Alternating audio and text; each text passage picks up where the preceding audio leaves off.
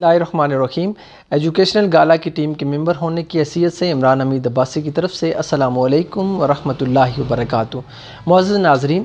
رمضان المبارک کی آج 17ویں نشست اور عشرہ مغفرت کی 7ویں نشست۔ آج کا جو ہمارا ٹاپک ہے وہ ہے مارکہ حق و باطل، اور جس کو ہم یوم الفرقان بھی کہتے ہیں، اور جو غزوہ بدر کے نام سے قیامت تک آنے والے مسلمانوں کے لیے جس کی ایک تاریخ ہے، اور وہی تاریخ ہمارے ایمان کو زندہ رکھے ہوئے ہے۔ آج کا جو ہمارا موضوع ہے وہ اسلام کی اس پہلی جنگ عظیم کہ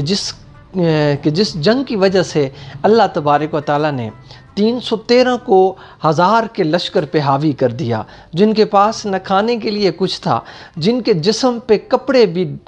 چیتھڑے تھے بلکہ کپڑے نہیں تھے، جن کے پاس اٹھنے بیٹھنے کے لیے جگہ نہیں تھی، جو اتنے فاقہ مست تھے، مفلوق الحال تھے، کہ جن کو دیکھ کے کفار مکہ مذاق اڑاتے تھے کہ جن کے پیٹ، جن کی پسلیوں میں، جن کی پسلیاں نظر آ رہی ہیں، جن کے جسم کی ایک ایک ہڈی نظر آ رہی ہے، وہ ہمارے ساتھ کیا جنگ کریں گے؟ جنہیں طنز کا نشانہ بنایا جاتا تھا، جن کو معاشرے میں حقارت کی نظر سے دیکھا جاتا تھا، جب ان 313 نے غزوہ بدر میں اپنی جرت اور بہادری کا مظاہرہ کیا، تو نہ صرف اس دن فرشتے ان کو سلامی دینے آئے، بلکہ اللہ عرش سے ان 313 کو سلام پیش کر رہا تھا، اور جبریل امی کی قیادت میں اللہ نے فرشتوں کو بھیجا کہ فرشتوں جاؤ، آج میرے محبوب غلاموں کی مدد فرماؤ۔ وہ فرشتے جنہیں اللہ نے فقط اپنی عبادت کے لیے بنایا تھا، جن کا کام تسبیح و تحلیل تھا،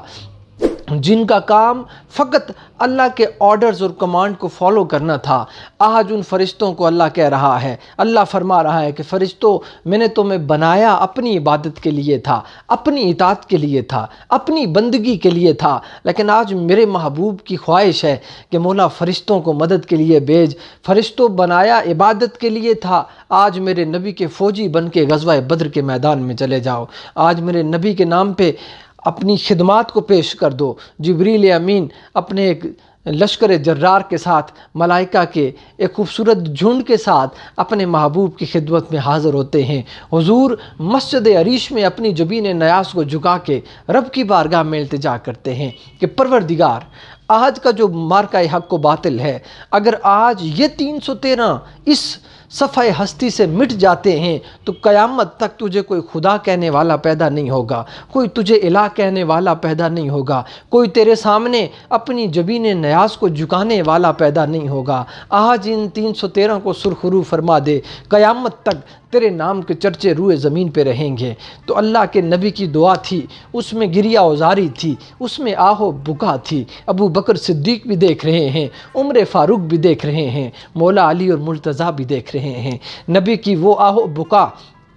کہ جس سے آج عرش بھی کانپ رہا ہے، آج غزوہ بدر کے پتھر بھی، ان پہ بھی لرزہ طاری ہے۔ ادھر کفار جشن منا رہے ہیں کہ ہم ان مفلوق الحالوں سے جیت جائیں گے۔ ابو جہل ایک اپنا سفیر بھیجتا ہے، عمیر کو بھیجتا ہے کہ دیکھو مسلمانوں کی حالت کیا ہے۔ وہ آ کے جب مسلمانوں کی حالت دیکھتا ہے، واپس جا کے ابو جہل کو کہتا ہے کہ ابو جہل، مسلمان تو بڑے کمزور سے ہیں، ان کے پاس نہ کھانے کے لیے کچھ ہے، ان کے پاس نہ پہننے کے لیے کچھ ہے، ان کے پاس ٹوٹلی 2 ٹوٹی ہوئی تلواریں ہیں، ان کے پاس 70 اونٹ ہیں، 2 گھوڑے ہیں، چند زریں ہیں، ان کے پاس وہ بے سر و سامانی کی عالم میں ہیں۔ ابو جہل، عتبہ اور شیبہ جشن مناتے ہیں، وہ کہتے ہیں کہ ہاں، ہم ان کو صبح نیست و نابود کر دیں گے، ان کو اپنے گھوڑوں کے ساتھ باندھ کے پورے مکہ کی وادیوں میں انہیں گھمائیں گے، انہیں جا کے حرم پاک کی دیواروں کے ساتھ لٹکا کے لوگوں کے سامنے انہیں عبرت کا نشان بنائیں گے۔ وہ غرور اور تکبر اور رعونت کا مظاہرہ کرتے ہیں،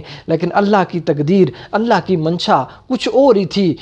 وہ عمیر انہیں کہتا ہے کہ ابو جہل، میں آج بھی تمہیں ایک مشورہ دیتا ہوں، ان 313 کو جن کو میں دیکھ کے آیا ہوں، ان کی مفلوق الحالی کو مت دیکھو، ان کے جذبہ محبت کو دیکھو۔ وہ سب کچھ لٹانے کے لیے آئے ہیں، وہ تن من دھن اپنے نبی کے ایک اشارے پہ قربان کرنے کے لیے آئے ہیں۔ ان کا سب کچھ ان کا نبی ہے، ان کی عزت ان کا نبی ہے، ان کا دین ان کا نبی ہے، ان کا وقار ان کا نبی ہے۔ ابو جہل، ہے عتبہ، ہے شیبہ، آج میں تمہیں ایک وارننگ دینے آیا ہوں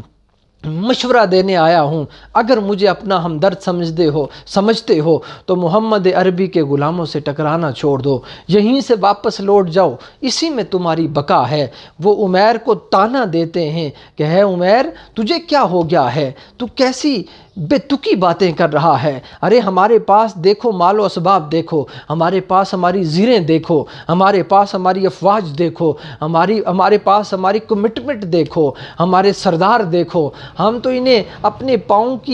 انہیں جوتی کی نوک کے آگے رکھ کے تو انہیں اپنے پاؤں کے نیچے مسل دیں گے، ان کا خاتمہ کر دیں گے، تاریخ میں مسلمانوں کا نام لینے والا کوئی نہیں ہوگا۔ عمیر نے کہا کہ یہ تمہاری غلط فہمی ہے، جن آنکھوں میں آج چمک دیکھ کے آیا ہوں، بے شک ان کے جسم پہ کپڑے نہیں ہیں، ان کے جسم پہ چیتھڑے ہیں، مکمل طور پہ کسی کے پاؤں میں جوتی نہیں ہے، کسی کے پاس مکمل لباس نہیں ہے، کوئی اپنی کھجور چوس کے روزہ افطار کر رہا ہے اور اسی کھجور کے چوس کے روزہ رکھ رہا ہے، لیکن ہے ابو جہل میں بتا رہا ہوں، جو ان کی آنکھوں میں چمک دیکھ کے آیا ہوں، جو ایمان کی قوت اور حرارت ان کے جذبوں میں دیکھ کے آیا ہوں، وہ تمہاری نسلوں کو تباہ و برباد کر دے گی۔ وہ تمہیں مٹانے کے لیے میں ان کے جذبوں میں جو حرارت دیکھ کے آیا ہوں، ان سے تمہیں کوئی نہیں بچا سکتا۔ اگر اپنی بقا چاہتے ہو، اپنی نسلوں کی بقا چاہتے ہو تو محمد عربی سے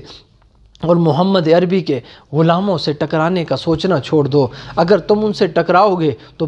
پاش ہو جاؤ گے، کیونکہ وہ ساری کشتیاں جلا کر آئے ہیں۔ انہوں نے اپنے ضمیر سے یہ ٹھان لیا ہے کہ کی محمد سے وفا تو نے تو ہم تیرے ہیں، یہ جہاں چیز ہے کیا لوح و قلم تیرے ہیں۔ معزز ناظرین، انشاءاللہ کل غزوہ بدر کی دوسری نشست میں کہ اللہ تبارک و تعالیٰ نے مسلمانوں کی مدد کیسے کی، ہم اس پہ ڈسکس کریں گے اور یہ اسباب بیان کریں گے کہ ہمیں غزوہ بدر سے درس کیا ملتا ہے، ہمیں اپنے ایمان کو جلا بخشنے کے لیے غزوہ بدر یاد کرنا ہمارے لیے اور ہماری نسلوں کے لیے کیوں ضروری ہے۔ انشاءاللہ اگلے 2 دن ہمارا ٹاپک اسی پہ رہے گا۔ آج کے لیے اتنا ہی۔ السلام علیکم ورحمۃ اللہ وبرکاتہ۔